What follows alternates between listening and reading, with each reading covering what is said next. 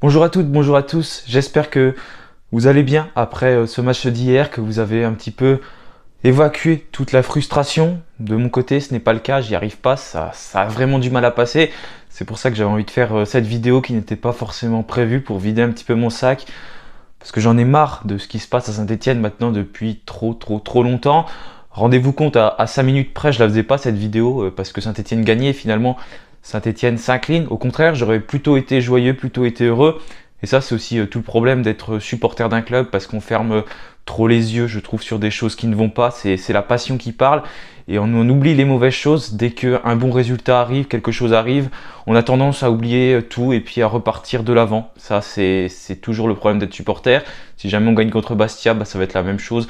Et de mon côté, le premier, c'est moi le premier, je suis tellement passionné que quand ça va, bah, directement, hop, on a l'impression que tout ira bien par la suite quand il y a juste une petite victoire, alors que c'était seulement des victoires, que ce soit contre Laval ou contre Niort, qui ont été difficiles à acquérir, mais pourtant on avait gagné, ça redonne de l'espoir avec ce mercato. Également, on va avoir l'occasion d'en reparler tout à l'heure dans la vidéo parce que voilà, il y a des choses j'en ai marre et puis ça aussi j'en ai marre d'être trop passionné tout simplement et puis d'oublier certaines choses et tout de suite d'être trop optimiste sur ce qui se passe à Saint-Etienne et c'est le problème, je pense, de beaucoup de supporters des Verts, mais malheureusement c'est la passion, on n'y peut pas grand chose et on a vite fait d'oublier tout cela. Donc encore une fois, Saint-Etienne s'est incliné. Voilà, j'ai déjà fait le débrief hier, un petit peu à chaud, hein, un petit peu frustré. Il y a plein d'erreurs, bien sûr, dans le jeu de Saint-Etienne, que ce soit dans le marquage, dans le placement, dans le coaching de Laurent Batles. Bref, beaucoup de choses, mais ces choses-là, elles perdurent depuis bien trop longtemps, depuis 4-5 ans à Saint-Etienne. Donc là, voilà, on va en profiter un petit peu pour vider son sac, pour parler calmement, même si je sais que la semaine sera chargée encore avec le déplacement à Bastia et le match contre Annecy qui arrive samedi prochain. Donc il y aura pas mal de vidéos qui vont se succéder, mais je tenais vraiment à faire cette vidéo. Donc voilà, là on va revenir sur des choses tout simplement qui m'énervent, que bah, j'en ai marre. Voilà, ça va être, je pense, le titre de cette vidéo. J'en ai marre, c'est parti pour le début de cette vidéo.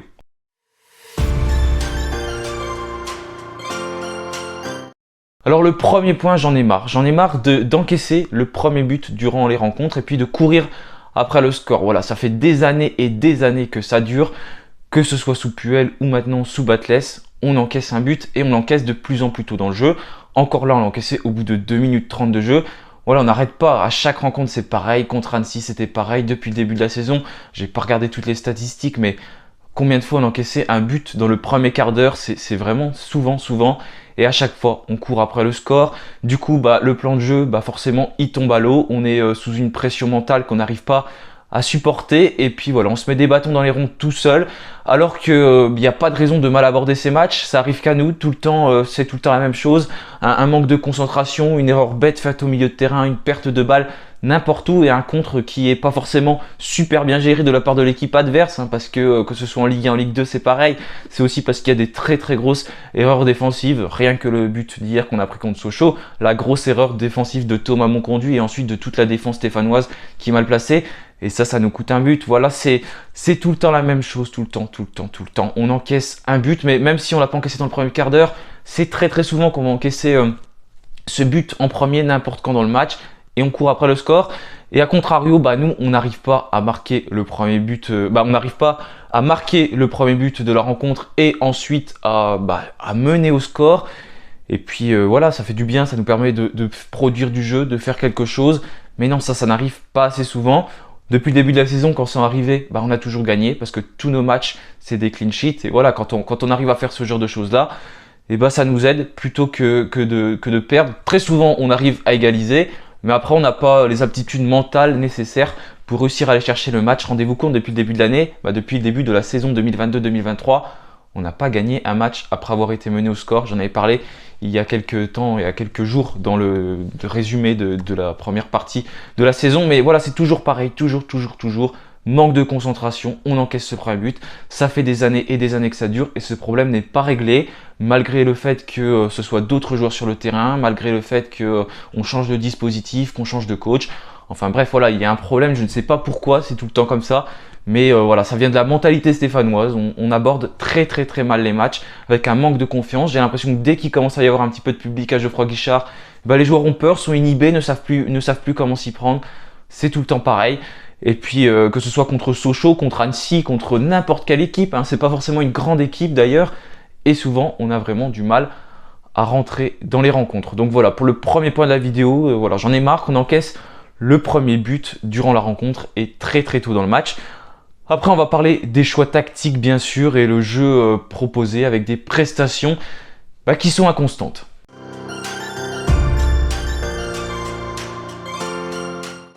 Voilà, le jeu proposé de la part de Saint-Étienne depuis des années, c'est pas un jeu qui est très bon. C'est un jeu qui est hyper stéréotypé, qui est très prévisible. On n'a pas forcément des combinaisons entre les joueurs qui nous permettent de faire de belles choses, de mettre en danger les équipes adverses. À chaque fois, c'est pareil. C'est tellement prévisible ce qu'on va faire. On se trouve bien, on fait pas mal de passes, on a la possession de balle, c'est nous qui tirons le plus. Certes, ça veut rien dire parce que c'est facile de faire ça. Nos passes, c'est tellement stérile, c'est tellement prévisible, c'est tellement lent, c'est souvent vers l'arrière, il y a peu de projection vers l'avant. Il y a pas assez de joueurs qui sont capables tout simplement de combiner vite ensemble, de combiner rapidement, de se trouver sur les côtés dans des petits espaces, de faire de belles choses. Que forcément le jeu proposé, il est bien joli sur le papier, on a la possession de balle, c'est le jeu que Laurent Batles veut prôner. Mais ça sert à rien parce que dès qu'il y a un contre, tous nos joueurs sont pas en place et puis l'équipe adverse, hop, elle arrive à se projeter rapidement et à marquer comme les buts qu'on prend en début de rencontre, comme j'en ai parlé tout à l'heure. Mais voilà, c'est tout le temps la même chose. Le jeu proposé par Saint-Étienne, il n'est pas bon du tout. Il manque clairement d'impact, d'agressivité, d'envie, il manque de fluidité, il manque de justesse dans le dernier geste. Combien de fois on se retrouve devant le but et on tire pas, ou on tire de façon très désespéré. Là encore contre Sochaux, on a tiré plus de fois au but qu'eux, mais on a moins de tirs cadrés. Ou quand on a des tirs cadrés, je suis désolé, mais les tirs cadrés, ils ne sont pas forcément dangereux, ils sont très faciles à arrêter, même si le gardien sochalien Prévost a fait quand même des beaux arrêts hier, hein, il faut le dire. Mais la plupart du temps, c'est des tirs, parce qu'au bout d'un moment, voilà, on traîne devant le but, donc il faut tenter, et ça sert à rien. Voilà, si on veut jouer comme ça, il faut petit à petit accélérer, faire des choses, voilà, comme dans tous les sports. Je sais pas, c'est comme au handball, tu es devant les cages, au bout d'un moment, tu joues de plus en plus vite, tu te trouves, tu as des combinaisons et puis ça rentre. Là, on essaye trop de rentrer avec le ballon dans les cages, alors qu'on a plutôt des joueurs qui ont quand même des bonnes frappes de balles, donc pourquoi ne pas essayer, pourquoi ne pas tenter de faire des choses qui sont bien. Je comprends pas. Et au niveau des choix tactiques, c'est pareil de la part de Laurent Batles. Là encore contre Sochaux, certes il y a des changements qui sont pas bons du tout, mais il n'y a pas que contre Sochaux, hein, c'est tout le temps pareil. Bon là, c'est un petit peu excusable sur certains points, parce que comme on a vu, Nkunku avait demandé à sortir, Charbonnier apparemment avait mal au dos, donc il fallait qu'il sorte aussi, mais voilà, c'est tout le temps pareil. Déjà, rien que le fait que depuis le début de saison, il s'entête avec des joueurs qui ne marchent pas, il met très longtemps à les sortir. Pintor, on le voit plus maintenant, mais il a joué beaucoup trop longtemps. Dylan Chambaud, c'est pareil. On voyait de plus en plus qu'il est en difficulté, mais pour autant, il était toujours sur le terrain. Voilà, il y a beaucoup de joueurs. Giraudon qui a mis une éternité à sortir de ce 11 de Laurent Batles. Voilà, dans le dispositif, dans les choix tactiques, dans l'animation proposée par Laurent Batles, il y a beaucoup de choses que je ne comprends pas. Il y a une remise en question qui devrait être effectuée, je pense, de la part de tout le monde, que ce soit de la part du coach ou de la part des joueurs. Voilà, il faut vraiment se parler, faire quelque chose, parce que on va pas y arriver si on continue de cette façon-là. De toute façon, on s'enterre et puis on n'arrivera pas à faire grand-chose. Il y a beaucoup trop de choses qui ne vont pas sur le terrain. Je pense qu'il faut essayer de jouer un petit peu plus simple, en une touche de balle, un peu plus rapidement, et puis surtout avoir des joueurs qui percutent beaucoup plus sur les côtés. Et puis là, j'espère qu'avec Bamba, il va vite revenir, parce qu'on n'a pas trop cet ailier percutant en ce moment, même si là, j'ai vu que le mercato, ça a avancé, et puis on a Conrad de la Fuente qui pourrait venir à Saint-Étienne. Ça, ce serait, je pense, plutôt une bonne chose, parce que c'est un joueur qui est très bon. Et pour Saint-Étienne, ce style de joueur, ça pourrait faire du bien. Le jeune Marseillais qui était prêté à l'Olympiakos, ça s'est pas très bien passé. Mais voilà, s'il pourrait faire son arrivée à Saint-Étienne, franchement, ce serait une très bonne chose pour nous. Voilà, pour cet aspect, les choix tactiques de Laurent Batles, que je ne comprends pas, ces changements qui sont toujours trop tardifs. C'est quelque chose qui est un petit peu énervant, et c'était pas que le cas sous Laurent Batles. C'était le cas depuis toujours. On attend trop longtemps. Regardez là encore mon conduit, qu'est-ce qu'il fait sur le terrain pendant tout le match? Il aurait dû sortir depuis bien plus longtemps et ça n'a pas été le cas. Voilà, maintenant on va passer à la troisième partie de cette vidéo. Je voudrais quand même parler des coups de pied arrêtés des centres parce que c'est une catastrophe.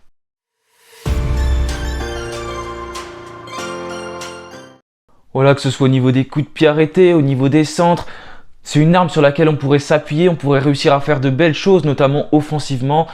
Et on n'y arrive pas, c'est toujours la même chose, toujours. On n'arrive pas à mettre une tête. Je crois que depuis le début de la saison, on n'a mis qu'une seule tête. Rendez-vous compte, c'est nul quoi. Quand on n'arrive déjà pas à proposer des belles choses offensivement, qu'on est obligé d'avoir une crasso-dépendance, et quand il n'est pas là, on n'arrive rien à proposer en attaque. Faut au moins s'appuyer sur les coups de pied arrêtés, réussir à faire des belles choses, réussir à mettre une tête, à les cadrer, à avoir des combinaisons. On sent pas ça, non. On sent pas cet argument des combinaisons. En début de saison, je crois, c'était début de saison 2022, quand il y avait encore Mady Camara, on avait fait des belles choses, je sais plus contre quelle équipe, mais on sentait qu'il y avait eu un travail dans les coups de pied arrêtés. Là, depuis, non, ça va plus du tout. On n'arrive plus à reprendre des ballons, à gagner des duels. C'est quelque chose qui faisait notre force quand même à un moment donné. On avait des joueurs qui étaient très bons de la tête. Et aujourd'hui, on peut toujours avoir des joueurs qui sont capables de mettre des bonnes patates, des bons coups de tête. Je pense notamment à ceux de derrière comme Tony Briançon, qui malheureusement ne sera pas là pendant un moment. On va pouvoir en reparler parce que voilà, ça va être aussi là quelque chose sur laquelle il va falloir se poser des questions. Comment on va animer cette défense sans Tony Briançon? Voilà, on peut même les tirer direct, mais non, à chaque fois c'est très mal tiré, ça passe au-dessus, ça finit dans le mur. Il n'y a rien, il n'y a pas cet argument offensif qui nous permet de mettre en danger l'équipe adverse. Et ça, c'est une arme sur laquelle il faut travailler, il faut faire quelque chose. On n'arrive pas, ça fait combien de temps qu'on n'a pas mis un coup franc direct, un beau coup franc, qu'il a été bien tiré, un beau corner, des bons centres dans le jeu, parce que dans le jeu également on centre très peu. Même si je suis surpris, quand on voit les stats de la Ligue 2, on a l'impression qu'on centre énormément, mais là contre Sochaux, je vois pas de centre dans le match quasiment. Franchement, je sais pas ce qu'ils appellent des centres, parce que des bons ballons qui sont donnés dans la surface adverse, on a des joueurs minces devant comme Gaëtan Charbonnier, ils sont là pour ça, ils attendent, ils touchent très peu de ballons. Mais il est fait pour ça, Gaëtan Charbonnier, pour mettre des bons ballons dans le but, des centres, des têtes. Mais non, on n'essaye pas de faire ça. Même Denis Sapia, j'ai été un petit peu déçu parce que là, il centre un peu moins ces derniers temps. Il avait bien fait sur son premier match, mais là, ça commence à être un petit peu moins bon. Ça commence à être un petit peu moins précis également. Les centres à rater qui finissent au premier poteau et qui se font contrer. Voilà, c'est un argument qui pourrait nous aider, les corners, les coups de pied arrêtés, les centres, mais non, on s'en sert pas. Très peu, et je comprends pas ce choix, plutôt que de à chaque fois essayer d'aller dans l'axe et puis filer au but là où il y a beaucoup de joueurs adverses. Mais on s'embête à faire ça, apparemment c'est le choix tactique. Donc bon, il faut essayer de comprendre. En tout cas, tout ce que je vois, c'est que ça ne marche pas. Et puis défensivement, pour autant, on est quand même en danger, hein. Quand il y a un corner, un coup de pied arrêté, n'importe quoi, un centre, tout le temps, les équipes adverses arrivent à reprendre le ballon et à gagner des duels et à nous mettre en danger. Le marquage qui n'est pas bon du tout. Et voilà, il y a vraiment un gros travail à faire au niveau des coups de pied arrêtés. C'est là où Saint-Etienne a de grosses lacunes, surtout depuis le début de la saison. Je comprends pas comment ces choses-là ne peuvent pas être suffisamment travaillées à l'entraînement. C'est une arme pour l'équipe adverse, c'est une arme pour nous aussi quand on est du côté offensif. On pourrait également mieux gérer les contres quand on arrive pour une fois à arrêter un corner, un coup franc. Mais non, ça repart pas assez vite, ça part pas à 100 à l'heure. On n'a pas une équipe qui est capable de se projeter en transition très rapide avec des ailiers qui sont assez percutants notamment. Donc voilà pour cette partie de vidéo. Après, je voulais parler un petit peu du manque d'implication, des problèmes, de certaines remises en question qui ne sont pas faites, que ce soit du coach ou des joueurs, parce que ça m'énerve aussi.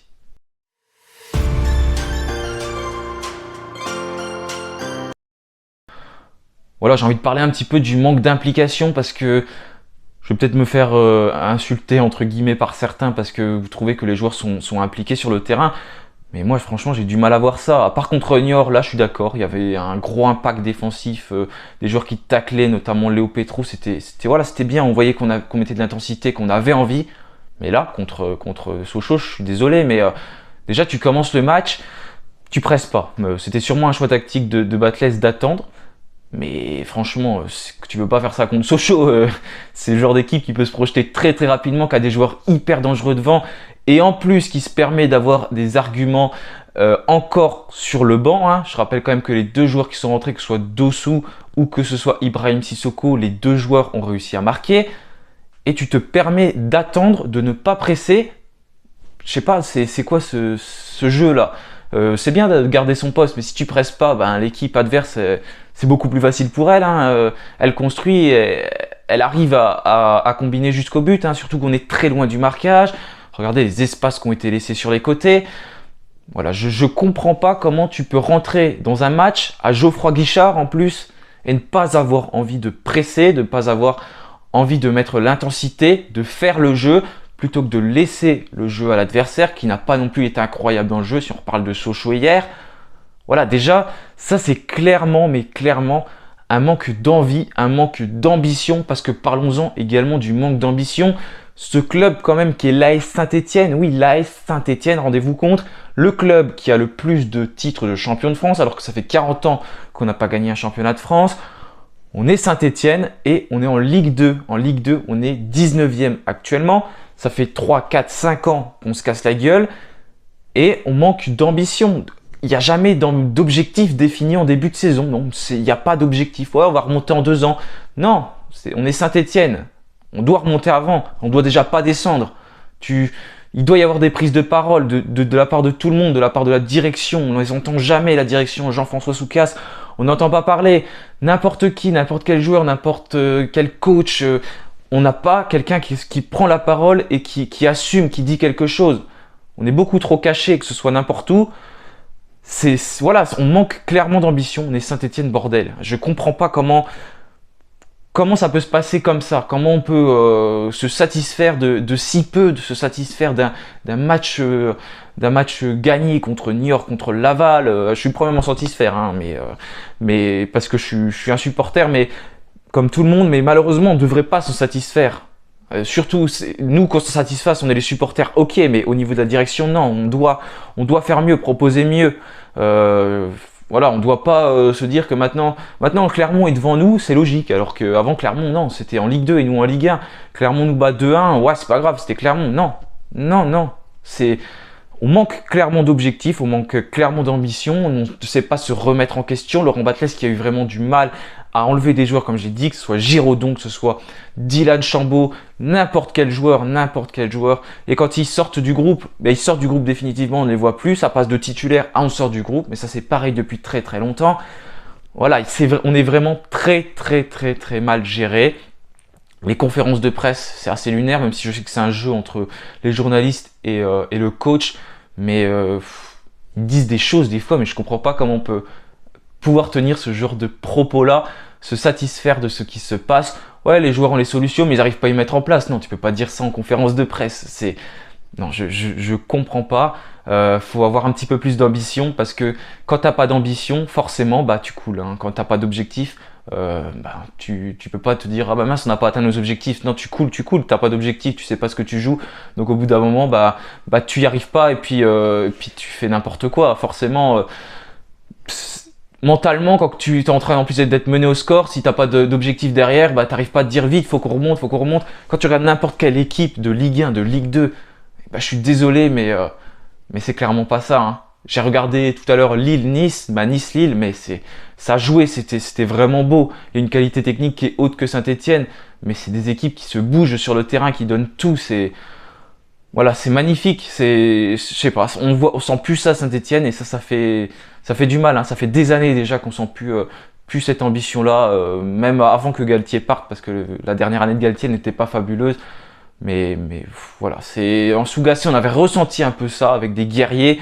Mais là, on n'a plus cette âme de guerrier, on n'a plus ces joueurs-là, mis à part Anthony Briançon, Mouefek, qui semble vraiment se battre au milieu de terrain. Mouefek, là, c'est pour ça que je disais tout à l'heure, sans Anthony Briançon, qu'est-ce qu'on va faire en défense? On n'a personne pour diriger la défense, on n'a plus personne. Là, il faut recruter un défenseur, on n'a pas le choix. Il reste 2 jours de mercato, mais il faut se concentrer sur un défenseur, quelqu'un qui met de l'impact, qui a de l'envie, qui veut faire quelque chose, parce que là on n'a plus ce joueur-là et on va couler si on continue comme ça. Regardez, là on parlait de Green qui n'arrivait pas, je suis désolé, mais l'Arseneur il était perdu aussi hier. Si la défense coule devant, le gardien va couler aussi. Donc ça je le dis depuis le début du championnat, hein, parce que pour qu'il y ait un gardien il soit en confiance, il faut que la défense soit bonne. Au bout d'un moment, si la défense n'est pas bonne, qu'il y a des erreurs, le gardien il va perdre confiance. Si l'Arseneur enchaîne par exemple encore une mauvaise prestation contre Bastia, ça va être très dur après. Donc voilà, Faut se méfier, parce que la Ligue 2, la Ligue 3 maintenant, la nationale voilà, la Ligue 3, la nationale, faut se méfier parce que la nationale, elle nous pend au nez, elle est pas loin, et ça va être dur jusqu'à la fin de la saison, hein. Même si on gagne des matchs derrière, à mon avis ça va être serré, hein. 4 équipes descendent quand même, voilà. Donc il faut peut-être avoir un petit peu plus d'ambition et ça peut commencer dès maintenant. Une bonne prise de parole dans le vestiaire, c'est quelque chose qui peut être important quand même. Voilà, maintenant je voulais parler un petit peu des mercatos parce que c'est quelque chose qui m'énerve aussi, les mercatos ratés depuis maintenant pas mal de temps.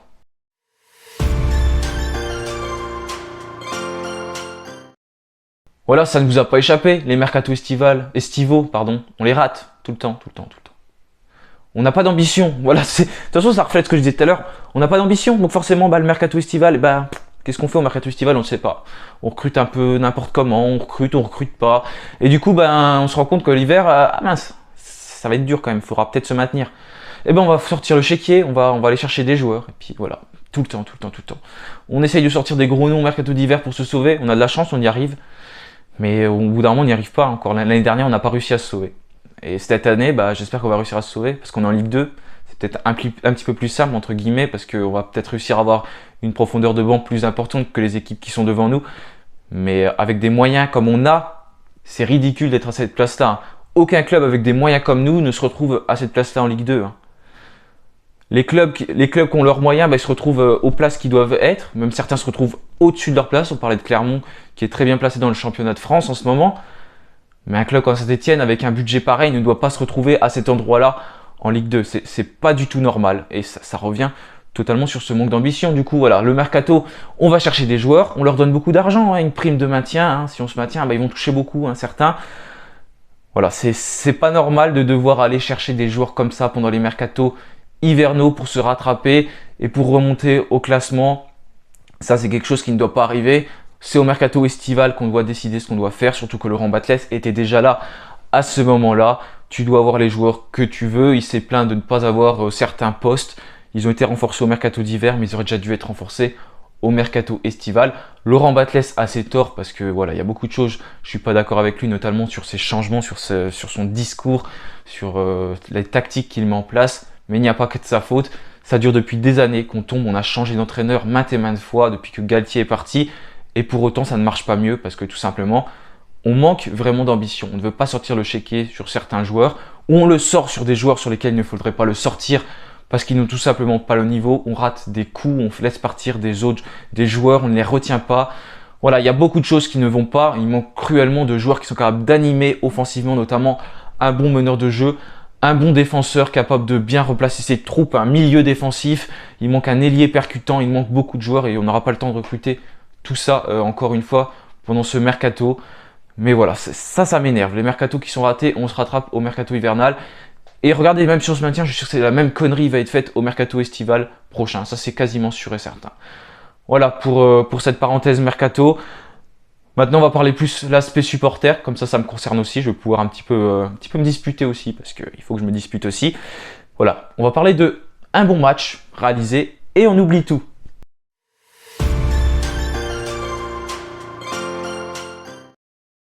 Voilà ce fameux 1, 2 bons matchs, c'est même pas forcément des bons matchs, une victoire plutôt, et on oublie tout. Ouais. Ça c'est le problème d'être supporter. Mais même au sein du club, on oublie, parce que on reprend vite confiance au niveau de la communication du club. Ça y est, on commence à remettre des choses sur les réseaux sociaux. Tout va bien, on se permet de charrier un petit peu, de créer des petites choses un petit peu sympathiques. Et on oublie tout, voilà. Et puis au niveau des supporters, c'est pareil. Ça y est, une victoire, on a tendance à oublier. Ça y est, on va remonter, on va même remonter carrément en Ligue 1. Ça va le faire, on n'est pas très loin. On a 10 points, 12 points, je sais plus combien on est. Voilà, on va remonter. Ça, c'est sûr et certain. Alors qu'on oublie que les succès, c'était contre Niort, contre Laval, contre n'importe qui. Et on allait chercher vraiment à l'arracher. C'était contre Niort, on gagnait à la 87e. C'est vraiment des succès qu'on allait chercher dans les tout derniers instants ou sur un coup de chance, voilà, pour une fois qu'elle nous avait souri. Et on oublie et au final, ce qui se passe, c'est que dès qu'on repère, ça y est, on retombe dans nos travers, on déprime. Regardez, si on gagne contre Bastia, ça va faire les montagnes russes, on va être encore une fois heureux, c'est bon, ça va le faire. Mais voilà, au bout d'un moment, il faut se le dire aussi, si on est là, c'est qu'on le mérite, c'est qu'on joue pas bien. Il faut aussi se poser les bonnes questions, faut arrêter de se trouver des excuses. Parce que ok, l'arbitrage était pas bon, ok, il y a des choses qui tournent pas en notre faveur. Mais si ça marche depuis 4-5 ans pas correctement, c'est pas parce que l'arbitrage ne va pas. C'est aussi parce que nous, ça va pas. Il y a tellement de problèmes dans ce club, que ce soit partout en interne, mais même en externe, sur le terrain, dans la communication, dans le manque d'ambition, que si on coule, c'est qu'on le mérite, tout simplement. Je pense qu'il y a beaucoup de choses qu'on ne sait pas, et si on l'apprend, mais je pense qu'on rigolerait pas tellement ça doit faire peur, hein. À mon avis, voilà, il y a beaucoup de choses qui se sont passées et qui n'auraient jamais dû se passer. Tu peux pas te retrouver comme ça à jouer la Coupe d'Europe, presque la Ligue des Champions, à jouer le maintien en Ligue 2. Voilà, c'est lamentable. Et nous, en tant que supporters, voilà, on est tout heureux dès qu'il y a une victoire. On est trop gentil tout simplement avec l'équipe. Voilà, on n'ose rien faire en fait. Je sais pas, on est trop amoureux de ce club. Voilà, on est trop atteint. Je sais même pas comment dire, parce qu'on aime tellement ce club qu'on n'ose pas le critiquer, qu'on n'ose pas vraiment l'engueuler. On l'engueule de frustration après le match, mais après, voilà, il y a un prochain match, on se dit c'est bon, on va rejouer, on va faire des bonnes choses. On n'arrive pas à être lucide sur la situation du club. Ça, c'est quelque chose où on a vraiment du mal. Voilà. Moi le premier, hein. Je suis le premier à pas être lucide sur la situation du club, parce que à me dire, voilà, tu n'arrives pas à imaginer ton club qui coule, quoi. Tu te dis, je suis Saint-Étienne. Bah, on est Saint-Étienne, on n'est pas n'importe qui. T'imagines, tu dis, ouais, ça va mal là, mais ça va repartir après, ça va aller mieux. Non, non. Ça va pas aller mieux si on continue comme ça. Pourquoi ça irait mieux? Le projet, il est sur 2 ans, là. On se dit, à chaque fois, on repousse les dates. Le projet est sur 2 ans. Mais dans l'année prochaine, est-ce que ça va aller mieux si on continue comme ça? Bah non, parce qu'on va avoir les mêmes joueurs. On va faire la même chose. Et imaginons si Batles est évincé, bah le projet il est plus sur 2 ans parce que Batles est plus là. Il y a un autre coach qui va arriver, il va dire, ouais, le projet il est sur 3 ans. Et on va se dire, bah d'accord, le projet est sur 3 ans, et on va se trouver des excuses. Et on essaye toujours de voir des choses qui ont bien marché dans le match, à se dire, ouais, regardez, ça a bien marché là. Mais on en oublie toute la globalité, l'ensemble de la rencontre qui ne marche pas. Parce qu'il y a énormément de choses qui ne marchent pas par rapport aux choses qui marchent. Et c'est ça qui nous met vraiment en difficulté. Parce qu'il y a beaucoup plus de négatifs que de positifs. Voilà, on oublie trop de choses par rapport à ce qui se passe. Et pourtant, il y a beaucoup de choses qu'on ne devrait pas oublier dans les prestations qui sont effectuées.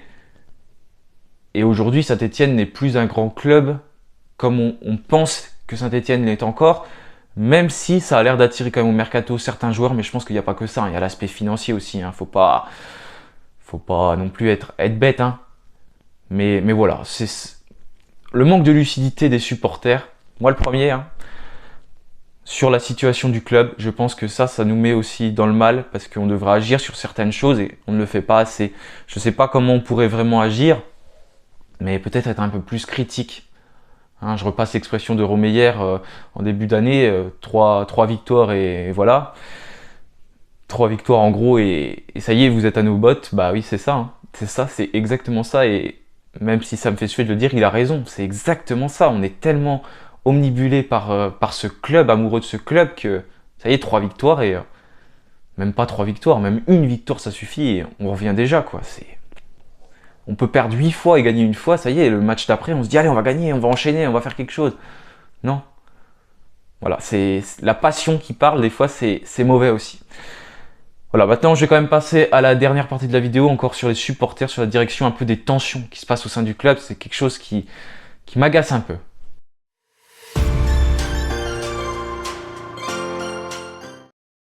Voilà, on le voit un petit peu partout, que ce soit sur les réseaux sociaux, que ce soit en dehors également. Il y a des tensions entre les supporters. Le club, il doit être soudé, les supporters doivent être soudés dans ces moments-là. Et là, on arrive à créer des tensions sur n'importe quoi, que ce soit sur les avis de tout le monde, sur certains joueurs, etc. Ça m'énerve de voir que tout le monde s'engueule par rapport aux avis, que ce soit sur Green ou n'importe qui. Non, chacun doit avoir son avis. C'est normal qu'on n'est pas tous d'accord sur tout. Chacun voit les choses différemment. Chacun a envie de certaines choses. On peut pas tous être d'accord. Il faut aussi accepter les opinions des autres. Chacun doit... Moi le premier, regardez dans les commentaires, vous me critiquez très souvent, hein. Puis c'est légitime, je l'accepte, c'est normal. Chacun a son avis, chacun voit les choses comme il veut, chacun parle comme il le souhaite. Tant qu'on est constructif et qu'on dit des choses comme on le pense, et peut-être que tout le monde a une part de raison, peut-être que tout le monde a raison. Si on revient sur Green, j'ai peut-être raison sur le fait que Green, c'est un bon gardien qui peut être bon et qui doit être mis en confiance. Mais vous avez aussi raison sur le fait que Green, depuis le début de la saison, bah ça va pas. C'est compliqué pour lui. Ça, c'est sûr. Mais chacun a raison dans son raisonnement. Il Voilà, faut que tout le monde essaye d'accepter un peu ça, au lieu de se crêper le chignon sur ces choses-là, sur ces petites choses bêtes. On devrait plutôt voilà, s'unir dans nos réponses, dans nos réflexions, avoir voilà, un point de vue qui est différent, mais on englobe un peu tout le monde pour avoir un véritable point de vue plutôt que de toujours vouloir avoir raison. Je parle de ça, c'est surtout sur les réseaux sociaux, quand je vois notamment sur Twitter comment ça se critique de tous les côtés avec tout le monde. C'est un petit peu énervant, quoi. Voilà, je comprends pas. Faut bien se dire les choses clairement, hein. On est des supporters, on n'est pas des managers, rien. On parle par passion, on parle pas forcément par connaissance, même si certains ont plus de connaissances que d'autres. Mais c'est pas nous qui sommes dans le club. Nous, on dit seulement ce qu'on voit de notre point de vue. Si on était si bon que ça, on serait pas là en train de parler, hein. Moi, je serais pas là en train de vous faire des vidéos, hein. Je serais en train d'entraîner une équipe, hein. On donne notre point de vue. Voilà, si je fais ma chaîne, c'est pour vous donner mon point de vue de supporter, comme je le ressens. Je sais que j'ai pas une analyse d'expert, hein, et loin de là, hein. Je me vois pas du tout comme ça, hein. Je donne seulement mon opinion. D'autres donnent leur opinion ailleurs, et on se rejoint tous. Au bout d'un moment, voilà, il faut mettre les choses dans leur globalité. Et je pense qu'on a tous raison dans ce qu'on voit. Et ce sera intéressant de pouvoir avoir un vrai avis d'expert sur certaines choses. Et il faudra avoir un avis, notamment du coach, de n'importe qui, sur ce qui se passe au niveau des joueurs. Mais malheureusement, voilà, ils disent pas forcément des choses. Et c'est bien des fois quand des coachs quittent des clubs, on arrive à avoir des vrais avis. Parce que là, ils sont plus payés par le club, ils peuvent dire un petit peu ce qu'ils veulent et se lâcher. Donc voilà, ça c'est quelque chose qui m'énerve, de toutes ces tensions, des tensions au sein du club. Parce que voilà, des tensions au sein du club, il y en a depuis des années, hein, je ne vais pas toutes les refaire, mais notamment le licenciement de Ruffier, et puis là ça continue, avec des joueurs qui sont écartés, Charlaby qui aurait dû partir, qui a fait capoter un transfert, et que lui, au final, il est toujours au club. Gabriel Silva qui avait été mis avec le groupe réserve, là qui est plus au club. J'ai vu que Sergi Palencia avait peut-être résilié son contrat aussi. Bref, dans tout en fait, au niveau de la direction, de la vente. Ah oui, j'ai pas parlé du boycott. C'est pareil, le boycott qui a divisé vraiment tout le monde. Alors que non, mais le boycott, moi le premier, je vais vous le donner, mon avis, j'étais pas forcément pour le boycott. Je trouvais pas que ça servait à grand chose. Pour moi, c'était pas la chose à faire de boycotter. Parce que ça envoyait pas le message qu'il fallait. Les présidents, pour moi, ils s'en fichaient un petit peu de tout ça. Il fallait agir autrement. Mais c'est peut-être la bonne chose, hein, c'est peut-être ce qui marche, hein. Je suis pas un ultra, je suis pas quelqu'un qui faisait le boycott. Je faisais le boycott malgré moi parce que je vais pas au stade. Mais en tout cas, voilà, chacun voit les choses comme il veut. Et au niveau de ce boycott, c'était peut-être une bonne chose. Certains avaient l'avis qu'il fallait boycotter, qu'ils le fassent. Certains avaient l'avis qu'il ne fallait pas boycotter, ils ne boycottent pas. Il faut pas être tendu entre nous parce que certains boycottent et certains ne boycottent pas. C'est pas une obligation de boycotter. Chacun a sa vision de supporter, chacun a sa vision des choses et fait ce qu'il veut. Chacun agit comme il veut. C'est sûr que quand on fait des actions en groupe, ça permet d'avoir une action qui est plus forte.